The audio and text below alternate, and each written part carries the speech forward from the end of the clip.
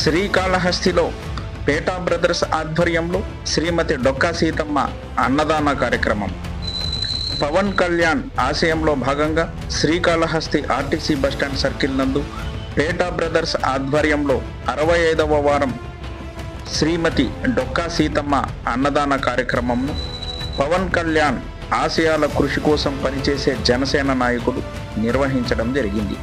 ఈ కార్యక్రమంలో శ్రీమతి డొక్కా సీతమ్మ అన్నదాన కార్యక్రమం నిర్వాహకులు పేటా చంద్రశేఖర్, పేటా చిరంజీవి, ప్రదీప్ కుమార్, తేజ, మణి, మహేష్, నవీన్, చందు, మునిచంద్ర, రాజా, చందు, వీర మహిళలు బత్తెమ్మ, పద్మ తదితరులు పాల్గొన్నారు.